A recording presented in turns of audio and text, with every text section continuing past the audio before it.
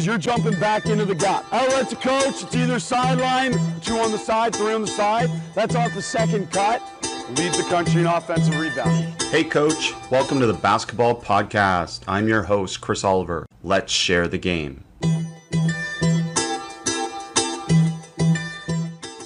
Coach, is a real treat for us today. Will Weaver here, the new coach of the NBL Sydney Kings, and last year the 2018-19 NBA G League Coach of the Year. And coach, great pedigree in terms of your background, which I'm sure we'll get into as well, but on your way as a head coach to great success already. So welcome to the podcast. Chris, thank you. Such a fan of the podcast and a big fan of yours. So I appreciate you having me on. Well, thanks, Coach. And let's start somewhere maybe a little bit different for coaches, but I know you had a newborn recently, 7 months. We talked a little bit just before we came on. And I just thought what you were saying about this is necessary for coaches to hear. And if I have it right, that your newborn was, or your son? That's right. Yep. Yeah, it was born in October, right at the beginning of the season.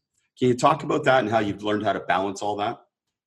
Yeah, I've always been a pest to parents that I respect. And of all the things I've kept organized, my sort of notes from those conversations over the years probably is the best effort I've made. And so a big part of that was, obviously seeing other guys serve as a head coach while being a dad and a husband in a way that I really respect and admired. And I'm lucky that, the guys I've worked with, every single one of them, Rick Barnes and Jason Hooten and Kenny Atkinson and Brett Brown, Andrej Lemanis, that they all have created a lot of space in their life to focus on dadding and husbanding to an extent that I think is maybe different than what the stereotype is of coaches. And I think a lot of guys appreciate that there's a lot of work to do and that it's a 24-hour job if you let it be that. But it was important to me to make sure that in this first year as a professional head coach and as a first year as a dad, that I always kept my eye on the prize, and I tried to make sure that my time reflected my values. And so if I was going to be a little unprepared for anything or short shrift anything, it was going to be a practice plan or a scouting report rather than the other way around. And really, I think that protected me from those feelings of guilt or those feelings of those misgivings that you sometimes have when you're trying to achieve quote unquote family life balance.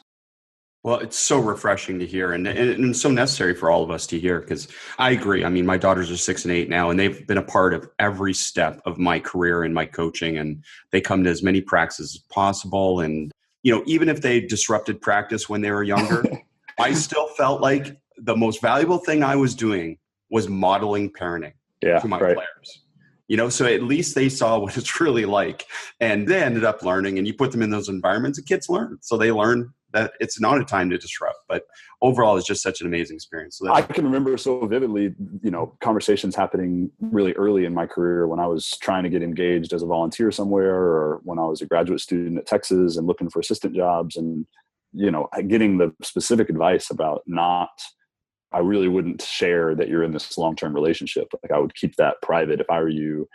Guys are going to look at that. They're looking for grinders. They're looking for guys who are going to be in the office. The last thing they want to do is think that you're going to be, your priorities are going to be split. And I just always felt like it was such a advantage for me to have the grounding kind of person in my life that my wife is. And it seemed like, I don't know, certainly when I was single, I don't think it was a good thing for my work. I don't think it did provide me a lot of energy, and that's probably different for different people, but I felt like I had a lot more distractions in that part of my life. And so I think having a child and what it does for you, I have a different level of appreciation for the players that I've coached and the coaches I've worked with who've gone on this journey. And that's obviously a huge part of life. And so I feel like, if anything, it's given me more tools and more experience and more sympathy and appreciation for the role that someone in our business plays as a husband and a dad. Well, that's great to hear. And the stereotype of coaching certainly, I hope, is changing. And that's the fact that we don't have to go hashtag grinding. We can just be really efficient and really effective with our time, which I'm guessing you are, and many really successful people are. It's not this perception of 24 hours. It's just that when you work, you're really effective and efficient. So I'd also like to share, my wife had so many graduations. She's a child neurologist. And so I feel like I've been to 9 of these damn degree commencement type things, right? Which you can hear everyone loves. Nothing's more fun than sitting in an auditorium. But my expectations were so low. And the speaker at, I think, the 6th of 8 was so impressive because she said something that will stay with me forever. And that it was this idea of balance is a myth. This idea that like, your husband's going to spend 50% of his time on work and 50% of his time on children, and you're going to spend 50% of your time and 50%, and that will equal 100%, and your kids will be perfectly nourished emotionally and developmentally, and your job will totally appreciate you can climb just as fast as everybody else. It's just such madness. But if you don't spend time to think about it, you might not appreciate that you can decide as a family, hey, I'm going to be spending a little more time on the career now. And that means that I'm going to need more support from you with the family and vice versa. And so having a partner that has her own career and a objectively more valuable one to the world than mine, it's always served as an opportunity for me to reflect, especially at the beginning, before you take a job, like, all right, what does our family's pie chart look like for the coming several months? And if it's about to be hot and heavy for me, then there needs to be a valley for me to give to the family a little bit, so that it's not just an 8-month slog for her and vice versa. So that's served us really well, and I'm grateful for the opportunity to listen to all those graduation speakers, because that one alone made it worth it. Oh, it's super to hear. Super to hear. Take things from anywhere. That's the beautiful part about coaching, life, and parenting, and all these other things. So, Coach, let's get into basketball a little bit. Moving into the Sydney Kings job, but obviously reflecting on all the other experiences. You've mentioned this before in a conversation that I read, and that's how to coach in a modern way. What does that mean nowadays when we talk about coaching in a modern way? I think that coaches have always been symbolically important. And I think that the extent to which coaches are identified, they're oftentimes the most identifiable, they have the longest life with a program. And for those reasons, they get sort of held up more than they should. And they bear more responsibility and get more credit and get more blame, and can sometimes slip into that role if you thought of it as a play. And I think that more and more, as an industry, we're distancing ourselves from that. And that's the good thing, because it's hard to be an actor and a teacher and a mentor and a good colleague. Like, it takes energy to put on those kinds of behaviors that you think you're supposed to do. So one way is just simply, I think, appreciating what our role is. And it might be different depending on the organization. But if you really understand, okay, in our organization, what is my role, then you can apportion time to it strategically. And so for me and the places I've been, Long Island as an example, my role was to help create an environment where our players could grow. And there were players that there was going to be more focus on from the Brooklyn decision-making apparatus because of how much we invested in them. But every player needed the opportunity to make as quick a strides as they could. And so that was my job. And so I spent time trying to organize what we did and what I did to allow for that. It's great. And it raises something that I've talked to G League coaches. It's almost like a social experiment. And I'd love to hear your thoughts on this is dealing with the role players, because there's almost a clear separation between the two-way players that are maybe going back and forth, and then the players that aren't quite getting that opportunity. And being able to connect with those players to keep them engaged, to keep them focused on their goals, but also the team goals. What are some of the things that you found successful in that way? Because I think those things apply to all coaches at all levels. Hire great people. It's pick the right wife, hire the right people, like, tiers unto themselves in terms of importance in being successful, and a big gap probably between 2 and 3, right? Sign the right players. In Brooklyn, we there's a real emphasis on the humans that we're bringing in and what their skill sets are, of course, is a relevant part of that. But our, role players, as you referred to them as, all of them were guys that truly did care if we won or lost. And that might seem like a low bar, but like people behave in their own best interest usually. And it's difficult to be making one of the lowest salaries in the world playing professional basketball in one of the better leagues in the world. That is just there's some cognitive dissonance there for guys and for staff members and for athletic trainers and all those things, but you're investing in your future. And so if you can get guys that are mature enough to understand that and recognize that there's some delayed gratification, that's a big part of the battle. And just the people that you have working with the players, right? Like if you just pick the folks that get it, and we did, Ryan Forth and Kelly, Sean Fine, Milton Palacio, Scott Simpson, Jimmy Oakman, like those guys were such a machine, and they collaborated so well with each other, and they were thoughtful about who needed to talk to who when and what needed to come from me and what should I stay away from.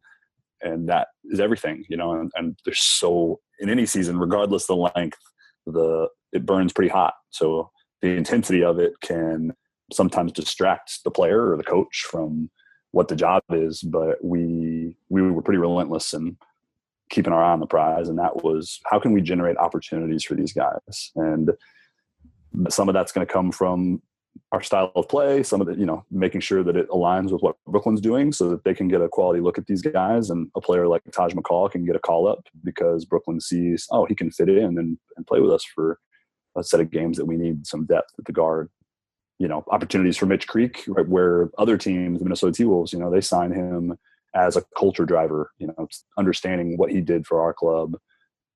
Kamari Murphy is going to go make a ton of money in Europe this year. And we've talked openly throughout the year about, let me be your agent. Like, let's talk about the next half of this season. Like, you're interviewing for jobs because you are. So you're switching, how's your agent going to describe you? And what questions is that team going to ask?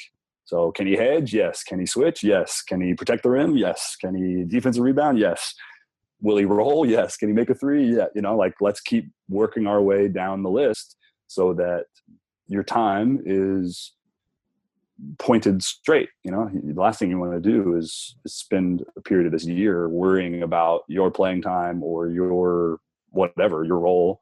If that's not good for you, by all means, if it's good for you, go right ahead. And we're happy to let you huff and puff. But if it distracts you from what you really want, which is not a role on this team, you want to roll on a great team someday in a great league with great salary, then let's try to stay focused on that. It's great. It's really thoughtful. And I think, I hope coaches caught up on the one thing that you said is you mentioned the word humans.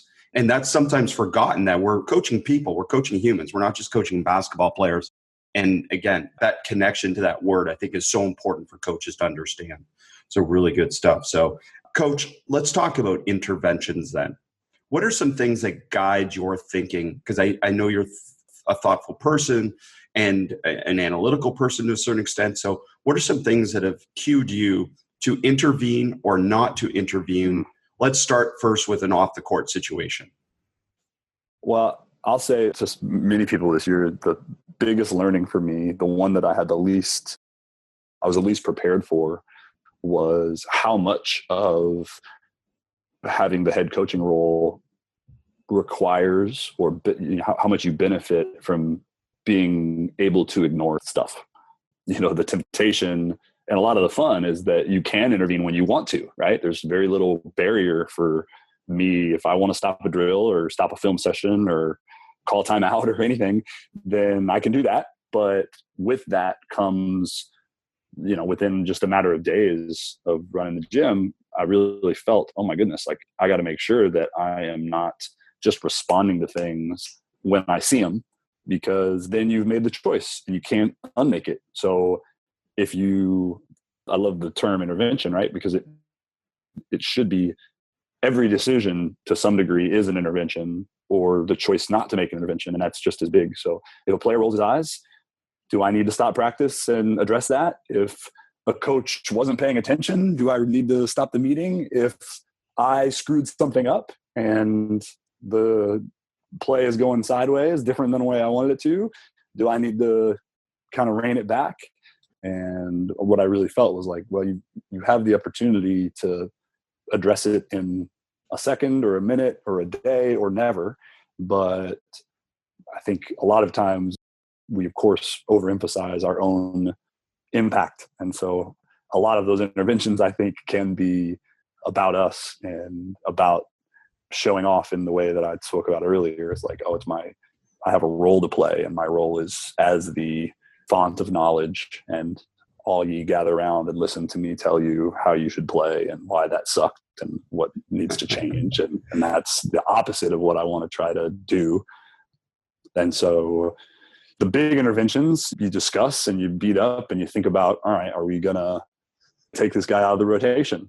Have we just run up against a situation where we feel like, look, this guy's lost, should lose the opportunity to play for us right now? And then if so, am I going to have a lunch with him? Is he going to, are we going to tell him right now, or are we going to wait to make sure we're healthy before the game to see if that doesn't change? Like, all these kinds of things are where a good staff, of course, is pivotal, because they provide you such good perspective, and they're the ones that are connecting with those players on a level that I think it'd be inappropriate for a head coach to in some ways. Those are the guys that have to be able to sit in front of a laptop and be at a basket one-on-one with those guys every day. And so taking a lot of cues off of them.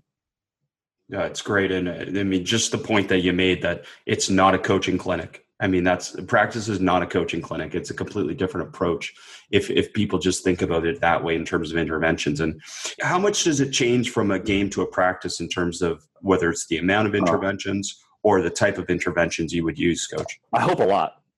My notes to myself before the year, again and again, I had written down, like, what is the walk that I'm walking? I think you talked about modeling behavior for your kids when they visited practice as we first started talking. And, the behavior that I'm modeling, that's not just a symbolic job. Like, that is something that has real relevance, I think, in any organization. And so if I want to spend a bunch of time coming down the bench and praising a player or berating a player or somewhere in between, I am not watching the game. And so is that the right thing for me to be doing? And largely, I feel like the answer is no. I think during games, my job is to try to see what's actually going on and help the group adjust and put the right people on the floor and get them the right amount of rest and call plays when appropriate and change coverages when appropriate. And I need to see what's going on. And so there's a degree to which that needs to remain front and center, because I owe it to the team. That's my job. And so there, of course, are times where you do say, hey, look, this conversation needs to happen. The time is right. The importance of this is far outweighs what goes on these next few possessions. But I think the ratio for me tilts way more towards watching more and talking less, emoting way less, simply because it distracts me. It's hard to see what's going on if you're losing your mind about foul call or what just happened a few possessions ago. And more importantly, like, that's what practice is for, is like, let's go back and look and see what happened. And okay, it's 24 hours hence. Like, what did we like this shot or no? Did we like this? Was this a mistake that you could have adjusted, or were you put in a bad spot? And that's why we use film, and that's why we spend so much time after the fact. So let's not get lost in things we can do later and at the cost of things that we need to do now in order for us to achieve what we're trying to achieve. Coach, I heard you say something in an article that said that basically adding up good days builds trust that we're going to get somewhere. Can you talk about that? Because I thought, in a way, to frame it to your players, I thought it was just an outstanding way to be able to say it, in the sense that it's an accumulation of all those good days. Is that something that is constantly talked about, or is that just something that you use to express how you build organizationally? So I stole the phrase completely from Brett Brown. Perfect. It was his rallying cry in a bunch of ways to the staff, to the organization, was, okay, look, the distance we need to travel as an organization from 2013 to knocking on the door of the Eastern Conference Finals like they were this year is vast. It's hard to fathom how vast it is. So, and on my mind, it always connected to, although of course it got made fun of, right? And Sam never said it, but like the process days, I was really proud that what ended up being kind of the nickname for the time we spent in Philly. And I think Brett was really aligned to that. And you could tell by him constantly referring to the importance of adding up good days. All that is just a process-oriented approach. And it is a decision-making business. And the job that a head coach has, or a GM, or like everyone, is just trying to make good decisions about interventions, about how to spend their time, about what to pay attention to. And so obsessing over getting things perfect is a waste and unrealistic. But coming into each day and saying, all right, what are the things we can achieve today? And what are the things we need to achieve today from that list? And trying to do that at a 90% clip, then you feel like, hey, in a week or a month, like that's going to be the right kind of approach to get us where we need to go. So in some ways it takes pressure off of any day being perfect. And in other ways it keeps your eye on the prize so that you don't waste one, you don't allow your players to waste one.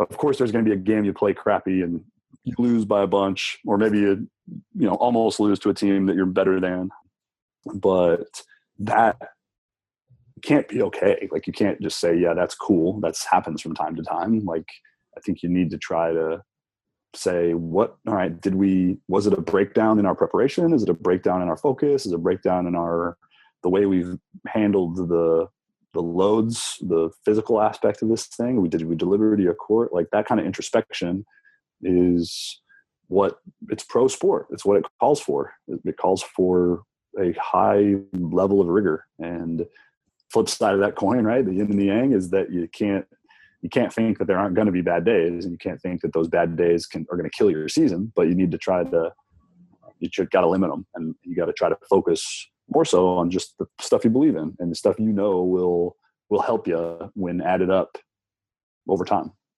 And I imagine it relates a little bit to, as you said, like the game as well, that you add up good possessions in the game. And absolutely. Over the course of that, the connection's very similar, I imagine. Is that something that was talked about as well? No doubt. Sure. That's, the game's transactional. We're trying to get the best shot for the Nets or the Kings or the Boomers. And we trust that getting those good shots will mean more points for us, more points for you as individuals, and more wins for us. And the other side of the floor is the exact same thing. Like, how do we keep them from getting good shots?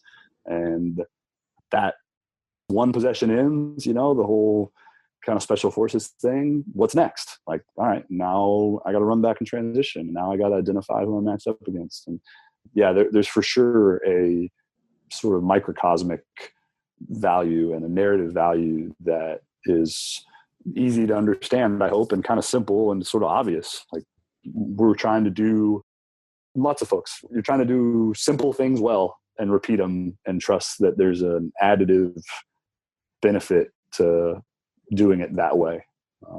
Almost every good organization you see or study has a story like that, I think.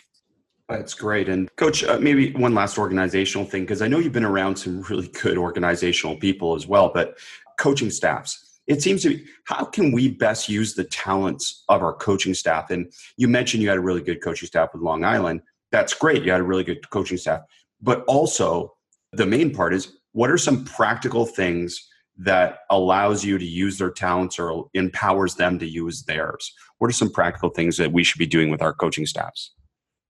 I don't know. I think, I think a lot about it, and it's super important, but I suppose the only kind of insight I have maybe is that if you have a North Star, if you have a clear direction you're pointing, and if you made a list of your priorities and tiered them, right, whatever was in that top tier, that most decisions need to connect to that. And so the people that you bring to join you on the staff and the way that you task them with certain things, and the feedback you ask for from them needs to all make sense and connect. And I think that the same goes for their careers and understanding what it is that, like, what is their individual North Star? You know, is it getting your job someday? Cool. Like, is it working somewhere else as fast as possible? Cool. Is it like, why are they doing what they're doing? And what is the obligation do you have to help them try to get there? And so if you can do you have those conversations with them? Oh yeah, absolutely. Yeah. Okay. A lot. So it's not just a player conversation. It's a coaching staff conversation about how you can obviously help them on their journey. And just, we're on, like, we're going to spend a lot of time together. So what Brett Brown taught me a lot about international basketball and told me a million Australian stories and prepared me to help more when I joined the Australian national team. And that wouldn't have been something that other coaches that I'd worked with would have even discovered that I had that interest. But because Brett recognized that I did, that's what led to me volunteering with the Boomers in 2014, and has now eventually led to me moving my family to Sydney and joining a whole new league and spending 5 years coaching, having the most fun coaching that I think anybody could ever have. And that's an example. Kenny Atkinson, like, he gave me a lot of opportunity to help talk about and review the decisions we were making in game. And that's not something that maybe other coaches would have been willing to share or given access to someone that they just met a month ago. But because he was, I think that there was a level of comfortability in me taking over the G League team because we'd talked about all those situations a million times and we saw things through a similar lens. So I've been so grateful to have those mentors pay me that kindness, and not just the head coaches, like the other assistants that I've worked with. And so, of course, that's my obligation and what I'm excited about. That's exciting as it is to help Thomas Wimbush make the kind of money he deserves. It's also exciting to help put one of my assistant coaches in a better position for him and his family. It's great. And Coach, actually, by the time this will be released, a blog on this about improving game coaching. And you just mentioned something there about you reviewing game decisions with Coach Atkinson. And I've seen this a little bit at the NBA level. I haven't seen it at a lot of other levels. Can you explain that process a little bit, just about how that works? Probably different everywhere, but if you're reflective, and I don't know that anybody's more willing to unselfishly, in the cold light of day, try to improve. And you talk about like adding up good days. Kenny adds up great days. Like, he's relentless in his preparation and how self-critical he is, and his ability to cut to what actually happened rather than tell a story about what we'd all like to have happened is, I think, elite. So in that specific example, we would take the last, the sort of key last segment of the game, and maybe even of quarters, places where you have more opportunities to intervene on the game as a coach. And we would try to point out things that, hey, look, given what we knew at the time, would we make this decision the same way? And mostly the answer is yes. And so you ignore those clips. But the ones where you'd say, man, I think I'd make a different decision here. Why? All right, well, it's because of the time and score and our odds of winning. And I think we could have been more aggressive here. And yeah, it worked out, but I don't think it should have. And so what do you think? Yeah, no, I agree. I think you're right. We should have drawn up a play for a 3 there instead of what we did, or we should have subbed differently.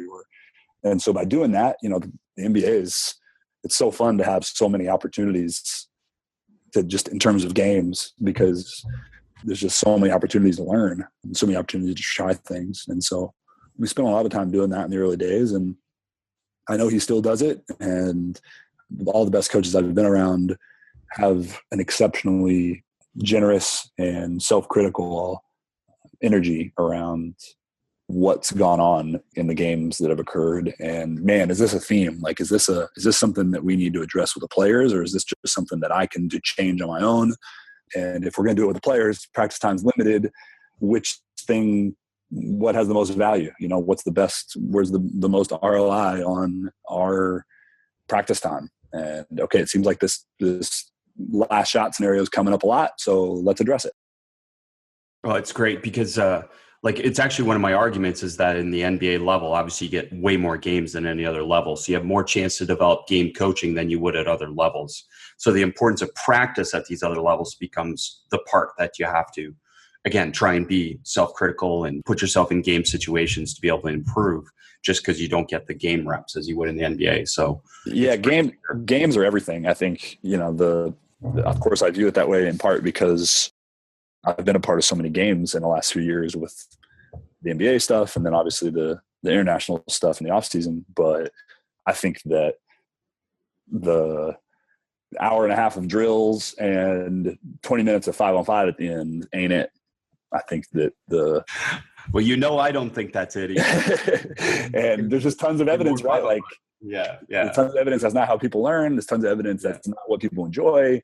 And so if you want to be successful and you want to take advantage of what has been shown to work across disciplines, then applying that evidence to how you coach and how you doctor, in my wife's case, like that is the way of the future. And too long sports have been exempt from demonstrating that they are somehow different or exempt from the rules of motor learning and physiology. And so it's all of our jobs to try to benefit from our competitors that still work that way and apply the things that have been learned in business and economics and pedagogy, like across the board. Like that's what we should be doing.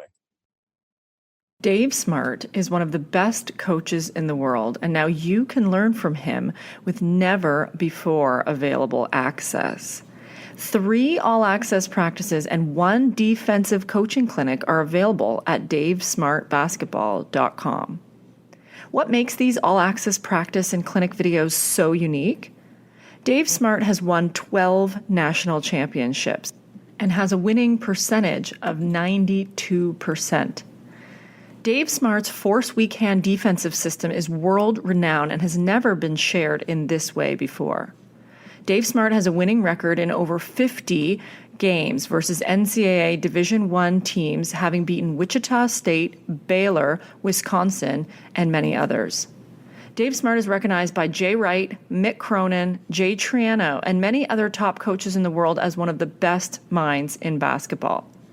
Learn from one of the greatest minds in the game who opened his doors and shared the game with us from one of the most successful basketball programs in the world. Go to davesmartbasketball.com now to learn more and to purchase all 4 videos. It still amazes me. And honestly, it's one of the reasons that I've had success in sharing what I share, because it's just, I think when I first started sharing some of these ideas about pedagogy in particular, that I just assumed people knew. And then people don't know what they don't know, but I quickly learned that most people, I don't know why, as you said, sport's been exempt to this about advancing how we teach. Not necessarily what we teach, but that's changed too, but just how we teach. And even in the NBA, some of the organizations I've been able to observe, I haven't seen it to the extent that it probably deserves to be. So it's great. A real light bulb for me was watching when I was in Philadelphia. I would spend time at some different schools around town. I was really inspired by Chip Kelly and the things that he was doing with the Eagles, where he was having practices graded by teachers, and he was having drills graded by local elite teachers. And of course, the coaches lost their mind. They were like, "What is this person going to tell me about this? How my defensive backs are supposed to turn their hips or track the ball." And, Chip's point, which I thought was the totally right one, was, you're not going to tell them about English, but that's content. Like American history is content. How you manage a classroom, how you deliver that content, like that's teaching. And so that transformed the way I thought about, okay, what is our approach? Like what are the modes that we're transmitting this information to our players? What's the best way we can, based on our resources, to try to consider ideas that are being applied in tougher teaching environments than we have? Can we flip the classroom? Can we create small groups within this? Can we create more games-based learning? And if not, like, why not? And can we change something to allow for that? Because if we do, we're going to get the iterative benefit of all the days we have together get us pointed closer to what we're after. And if we choose not to do it that way, then we've got to drag, our rudder's not all the way in the water. So, I think it's something that we're all, of course, questing to try to do it better. And I find myself slipping into old ways of thinking all the time and being like, oh man, like our players will lose their mind if we try to give them a quiz. But I think that doesn't mean that's not the right thing to do. And I think trying to consider, do I have the resources to deliver this consistently and professionally? And if so, then you should be doing it.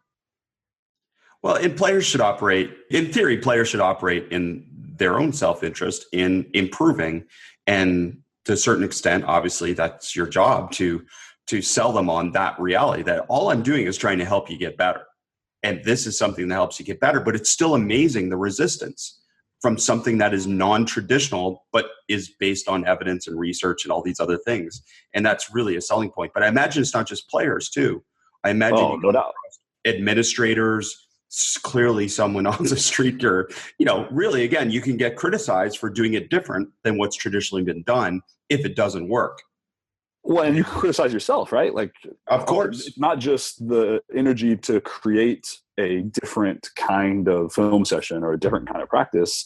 It's also my confidence level in delivering it. So if I need help to do those things and I'm not confident that I can get everyone, if I can teach them the why and teach them to be excited about it and convince all of my staff, or whoever I need to help me execute this thing, then it's not a good use of time. And our players are going to feel that, and they're going to say, why are we doing this way when this other way works fine? And they're right.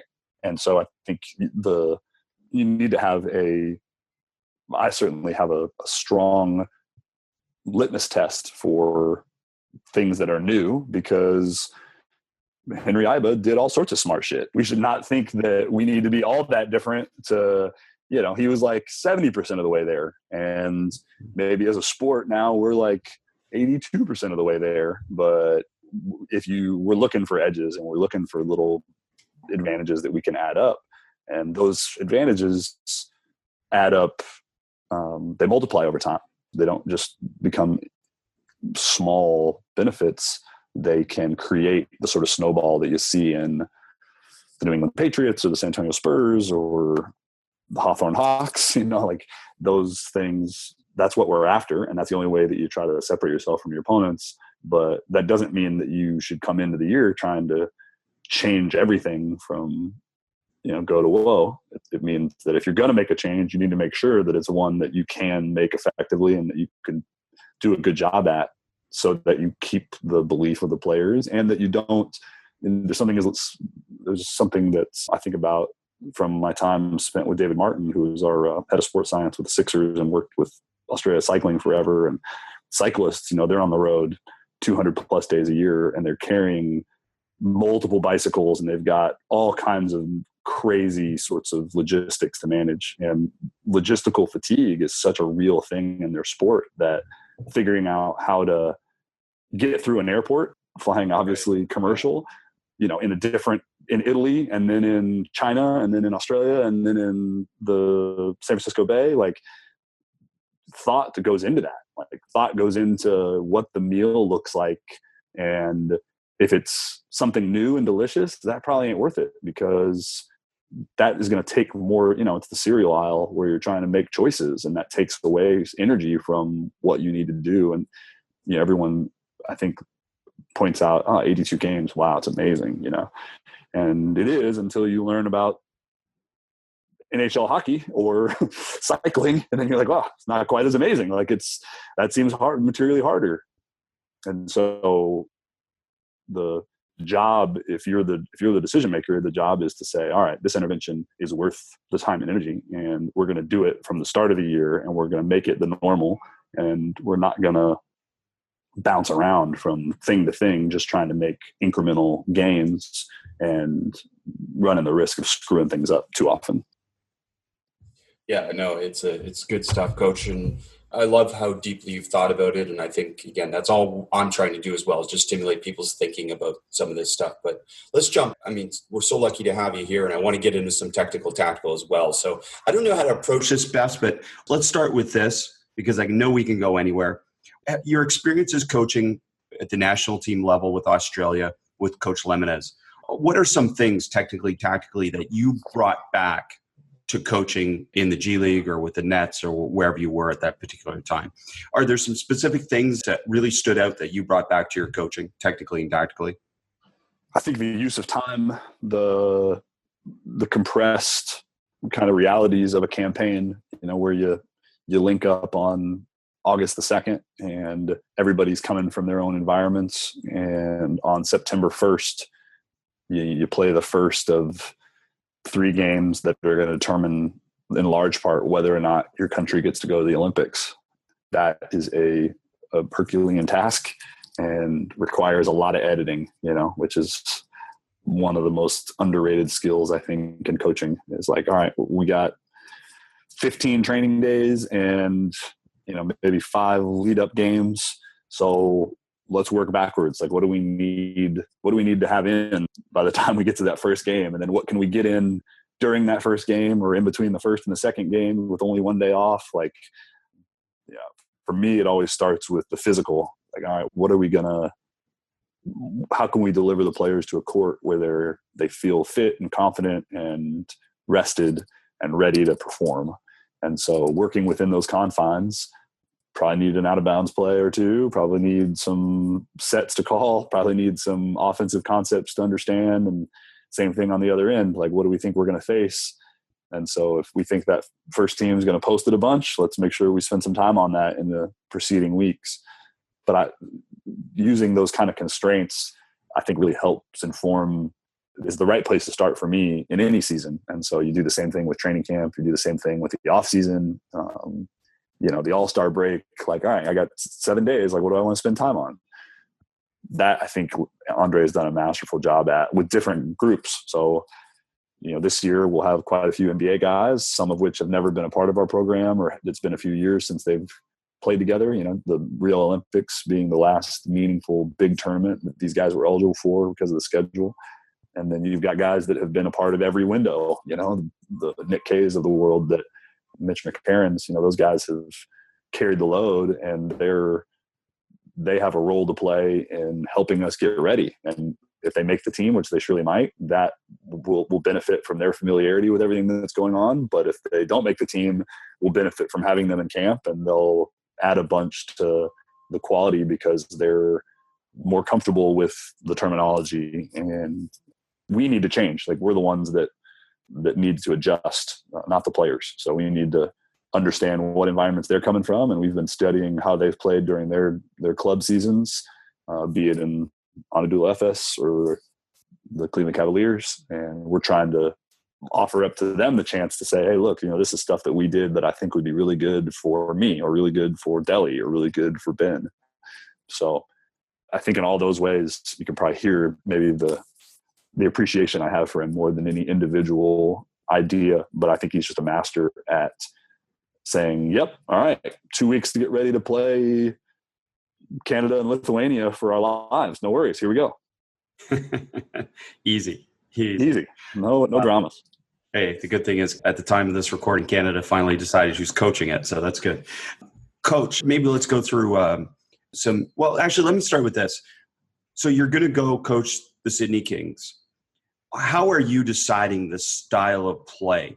Is that somewhat predetermined based on your experiences and your philosophy? Or is it going to be more directed by who's on the roster and as you go through this roster formation? What are the most important factors for you in deciding style of play? Heavily tilted towards the latter. Andrew Bogut is on your team. It's pretty clear how you should play defensively, I think. Like, you shouldn't, Andrew shouldn't be blitzing. And so it's not like it's easy, but it is simple. Like, it is kind of, I think, clear that there's going to be a way to play defensively that suits his talents. And he's an extreme example because he's such an elite rim protector, such an elite defensive rebounder. on the other end, such a good screen setter, such a good passer. Like all those things lead you to some answers. And then you go sign Casper Ware, and, you know, a few of these guys returning, Kevin Lish, Brad Newley, Dan Kickert, guys that were on the team last year, and the picture gets filled in more and more. And so I don't think that there's, you know, 100 styles that work, but I think that there are enough styles that work that you can, that more often than not, starting with the players and thinking through like, all right, how do they look good? Like where, you know, who's done a good job of helping them look good in the past, and what can we do to do the same thing? I remember Steven Jackson had a great quote one time about Don Nelson, and just talking about the universe of players, professional players, is okay. Maybe there's, you know, 50 or 60 NBA players that are just so damn good that you can't really compare, and, you know, kind of the bell curve idea, right? And then there's that big fat little section where there's surely more than 350 some odd people in addition to that could fill in those spots. But so much of the difference is the belief in the strengths of the player and the opportunity and the way that that player is positioned to be successful as a role player. And so, you know, you start with the guys that you know are going to play 80, 90% of the game minutes, and then you try to make sure that other guys are put in position around that to be successful. And I try to spend a lot more time thinking about what people are good at rather than what their weaknesses are, because I just think that if you get to the level of play at the NBL, like, you got plenty to offer. You got lots of good aspects to your game. So it's my job to try to help show those off. Yeah, no, and that's it. I mean, to focus on what they can do is such an important part of that process. And Coach, maybe let's just jump into a little bit of your background, but it's relative to what's something you took away from each of these people, because you've just had great experiences and great mentors through the way. But let's start with Rick Barnes at Texas. What's something that is practical you learned from him that could help coaches? I think that he was, you know, when I joined that program, it was already so established and has just come off an Elite Eight run with LaMarcus Aldridge and Daniel Gibson and PJ Tucker. And they had 7 freshmen coming in, and really talented set of guys. You know, we're all really excited about that. But the talk at that time was all about, did we just lose our culture? Do we just lose the thing that we had, you know, with this mass exodus? What threats does that present to our program? And then on the flip side, what opportunities are there to change? And so that first year, he went out and spent a bunch of time with Mike D'Antoni, and we played a style offensively that was really fun, really fast, really aggressive. And we weren't very good because we had 7 freshmen, and we had the unanimous player of the year in Kevin Durant, and we still got our ass kicked in the first round, I think maybe the second round of the tournament. No, I think it was first round, USC.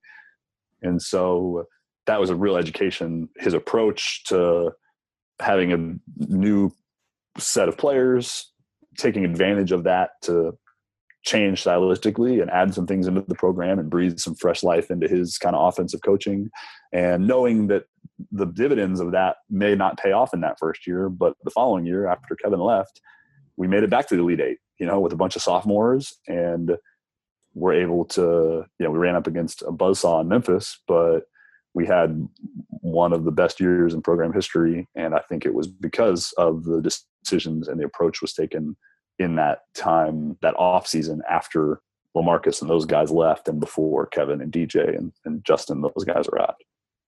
Yeah, that's great. How about Sam Hinkie?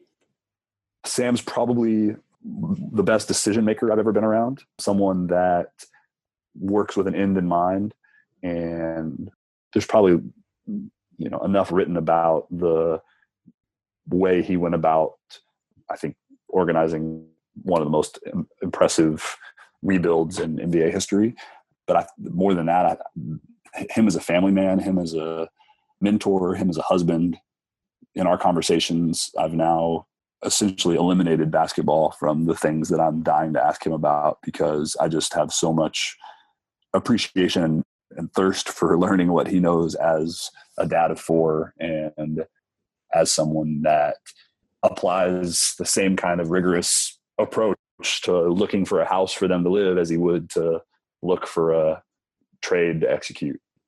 He's just one of the funniest and nicest people in basketball. And because he's a private person, it probably doesn't get shared with the outside world very much. But the friends of mine that I've been able to introduce him to, and the time he takes to have coffees with people at Summer League, and his generosity and trying to be a mentor to people and share his time, I think is easily in the 99th percentile in our business. And that's something that I will have more long-lasting effect maybe than anything I learned strategically or tactically from any of the other folks I work with.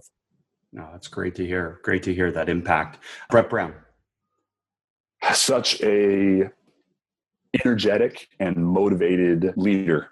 His communication with the players, his communication with the media, with our ownership, like such an incredible ability to connect and not contort himself into being anybody other than he is, but is surely one of the most gifted communicators I've ever seen. And there's 100 things that I could list that I stole from him, but the notes to himself after watching every game that he would let me have organized for him, and you'd see on there like, what a dumbass call. Like, why are you calling this? Like, all caps, like, you did this again? Like, this play sucks. Like, that kind of self-critical approach, I think, is in such demand in our sport for sure. And on the flip side, like, his real interest for the world, he had the opportunity to live and make a whole life in Australia and travel all over the world. And very often one of the first things he'd do with new players is go to Google Earth, which he thought was the coolest. He's 55 going on 75. Like, technology, he loves it. And so he'd pull up Google Earth and watch it spin around and find this little town in Croatia where, Dario spent a lot of his time growing up. And that was something that he was always excited to do. But, I also saw it for what it was, which was a really clever way to connect with somebody and make those first interactions memorable and personal and separate from, okay, Dario, now we're going to need you to work on your shooting the threes. So let's, like that was, I think he had the right kind of approach with players, and the time he spent with them in his office and the time he spent texting them at night, that is a big part of what modern coaching is in my mind. Yeah, no, it's great. And that reconnects back to the word human, which you used earlier, is that you're coaching humans. So Kenny Atkinson. I think he sees the game better than any coach I've worked with. And I think it's largely due to just deliberate practice on his calendar. Like, he has a routine. He exercises religiously. He wakes up super early. He blocks off time for what's most important to him. And that's studying. I think that studying the game and getting a plan for the day based on what's gone on practice wise or in a game last night. And I think he's identified processes that work for him to do all that and get a nap in the early afternoon and be ready to hang out with his kids some when they get home from school, and go to bed early and wake up early and do it all over again. So you just, again, see an example of someone adding up those good days to where when he watches a game, he says, God, this is happening a lot. Like, this closeout situation, I'm just seeing it again and again and again and again. Maybe our individual vitamin should look like that, right? Like, what, he's bringing that to a coach's meeting and saying, fellas, are we appreciating how often our guys are trying to defend in this closeout situation? And what are we doing in our work to reflect that? And so often, terrible loss, we all feel like crap. And at 6 a.m, he's marching around the facility saying, we played fucking good. Like, that was like, we just got crazy unlucky. Yeah. Talk about a great realization to have. And the flip side, right? Like, lots of wins that we didn't deserve. And so being able to see stuff for what it is, I think, as important in a leadership role as almost anything else you could find. And again, an appreciation for a way for him to influence and interact with that culture buzzword, team dinners, staff dinners, events, things that are fun, things that are different, like limitlessly interested in those things, thirsty for those things. And in combination with Sean Marks, I think that we had as good an environment in pro basketball as you could hope to have. And from the family room to the training camps that we'd spend at the Naval Academy to the flag football games we'd play instead of practice someday, like all those things I think added up and created a place where guys enjoyed. And because there was so much attention paid to their individual development, I think guys really appreciated the fact that, all right, win, loss, draw, like I'm going to get better today. And that's going to help me in the long run. And that's going to help our team in the long run. I've heard that, like, about the individual development piece, but what does that actually mean at the NBA level? Does that mean more one-on-one attention with a coach, more video sessions? What does that actually mean when we talk about that a team organization does a great job with individual development? So the way we talk about it often is like holistic development. And I think that for us, that meant somewhat horses for courses, that Jacques Vaughn and Karis LeVert's time is going to look different than Jared Allen and Brett Brielmeyer's time, which is going to look different from Spencer Dinwiddie and Adam Harrington's time. And that each of those coaches were trusted with the job to take complete ownership's not the right word, engage fully with the player and say, back to what we talked about earlier, like, what is your North Star? Like, what do you, where do you believe you can get to? And what do you think is going to be important? And develop a relationship to where you could say, Spencer, you're full of shit. Like, that is not going to be a shot you're going to shoot in the NBA. So like, why would we waste time? I know you want to shoot it, but you shouldn't. And if we have a relationship where I can share my evidence and beliefs about that with you, then you hope to build enough trust that you can create a dialogue and a back and forth that says, all right, well, given how many minutes you're playing and what this next week looks like, today we should spend time shooting free throws or playing one-on-one or having a coffee or watching a bunch of film. And I think unless you give autonomy to the coaches to do that, you're missing out, I think, on the way that players can improve, because they need to feel like there's someone who's watching every minute they play and is experiencing things in the heated intensity of the highest level of the game. And if they feel that way, I think they're more likely to trust what the organization's doing. And I think that it gives the head coach a chance to intervene when he wants to intervene or when he needs to intervene, and creates another layer for coaching staff to say, all right, well, Will, you're spending a ton of time with Milton Doyle. Like, why is he playing so bad? Why do you think he's playing so good? Can other guys learn from what he's doing? I think that's the heart of it. It's a great answer and a great insight into the understanding of what that means in terms of development at that level. So Andrej Lemanis, and maybe a lot of coaches aren't as familiar just because there's North American slant, but a coach that's done it all really at the international level. So Coach, what are some things you took away from him? Yeah, 3 back-to-back championships in the NBL in the 2000s with the New Zealand Breakers. Longtime member of that program, built it up over time. Was the head coach, full-time head coach of the Australian national team for the 4-year cycle preceding Rio. Now is head coach of the Brisbane Bullets and serves as head coach in part-time environment. Has sort of adopted a David Blatt type old Maccabi flow offense that has changed and influenced a whole generation of Australians. The league, it's as common as the flex was back in the day, or the shuffle before that with the Coach Gaze and the things that went on there. So really has been responsible for kind of laying the groundwork for Australian basketball over the last decade, and because of the style of play that he has and because of the style of leadership he shows. So I think that I've probably learned my personality might be the most similar to Andrej as compared to some of the other guys that I've worked with. And so that's been a real opportunity for me to project myself onto him, try to see the style that he uses to engage with players, to try to stay out of their way when he needs to, and the humility that he shows in that kind of environment, and the times that calls for him to stand up and stand directly in the path of the team and say, "You're going the wrong way, boys. Like, turn around. Like, this ain't the way to do it."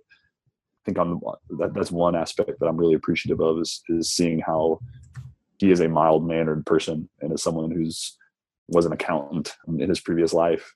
And so I think that the natural charisma that Brett has and the sort of energy that he brings is something that I certainly learned a lot from, but is not as authentic to who I am as watching someone like Andrej operate and lead a team and grow a culture. So technically, I think the flexibility, you got 3 weeks to prepare, you got a week to prepare, and your best player won't be healthy. You got a whole new set of guys. You got FIBA windows that are going to be a week long that you just show up and you play 2 days later.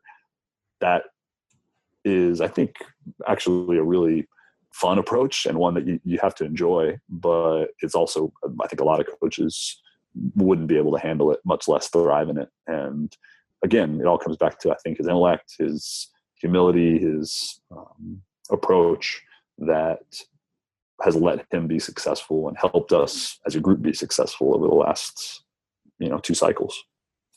It's great to hear, Coach. And again, so many insightful things that you shared throughout the podcast. And Coach, maybe the last one, Will Weaver. What have you learned from Will Weaver over the years? Less and less. Well, you're obviously someone who's studied, or you're obviously someone who, I'm assuming, depth of note-taking, depth of analysis, depth of thinking, which I value tremendously. So, where, I guess, has your growth been the most in terms of a coach over the years? You're nice to say all that. Those are things I want to be. And of course, we all have imposter syndrome to a degree about the opportunity that we've been able to find ourselves in. And I think that if anything, it's, the conversation I had with myself leading into college, where I wasn't a good basketball player. I didn't have connections that helped me understand the landscape of coaching, but I sort of identified the things I really cared about and the things that I wanted to try to make my life about. And that was trying to do something that I thought was positive, or at worst neutral for the world, that if there wasn't, I wasn't going to benefit from the misery of others, kind of thing. Something where I could be a family man and that I could have a wife and family and children and do that well. And something that was competitive. I felt like the energy I got out of that environment was something that I wanted to cultivate and chase. And that led me to sports and led me to coaching and put me in positions to benefit from the generosity of mentors along the way. And there's no reasonable explanation for why I get to coach a professional basketball team other than all kinds of luck. And the only thing that created the lucky environments that I've benefited from was that intention early on and trying to stay focused on those things as time's gone on. And so the not losing sight of that, despite the distractions of visa applications and, apartments in a foreign currency and trying to sign a couple more imports, that's, I think, the task for me in the short term. And I think it probably will reflect a similar set of tasks for me in the future as well. Well, speaking on behalf of me and the audience, I think we're all looking forward to seeing how your journey unfolds. And we know we'll be hearing about you again, whether it's continued success wherever you are in Australia or when you move back here. So, Coach, I'm very appreciative. Thanks for taking time and sharing the game with us. Thank you so much. I hope you and your esteemed listeners will come visit us sometime in Sydney. We hope to do some interesting stuff. And anybody that wants to bring a athletic wing or 4-man that can shoot the ball down to Sydney, they can stay at my house. I'm not sure about the athletic wing, but I will definitely take you up in the offer and coming. So I love Deal. that. So, okay, Chris. Thanks, Coach. Basketball Immersion is one-stop shopping for video learning to stimulate your basketball coaching using evidence-based practices. Watch hundreds of videos covering BDT shooting, 0-second skills training, how we teach using small-sided games and a games approach to coaching, as well as team concepts and systems like trail trap, flow offense, 2-sided fast break, and much, much more. NCAA NBA, pro, high school, and youth coaches are amongst the thousands of coaches who are a part of our community. Go to basketballimmersion.com today to stimulate your basketball coaching. To find out more about Coach and all we spoke about today, please take a look at the show notes for today's episode. I love to share the game and have basketball coaching conversations, so connect with me on social media. You can find all my social media information and all your membership, clinic, and consulting needs at basketballimmersion.com. That concludes today's episode. I know there are so many podcasts out there. Thank you for taking the time to listen to the Basketball Podcast with me, your host, Chris Oliver. Please subscribe and share the podcast with your friends and colleagues so that we can keep bringing you the best of what's out there and share the game.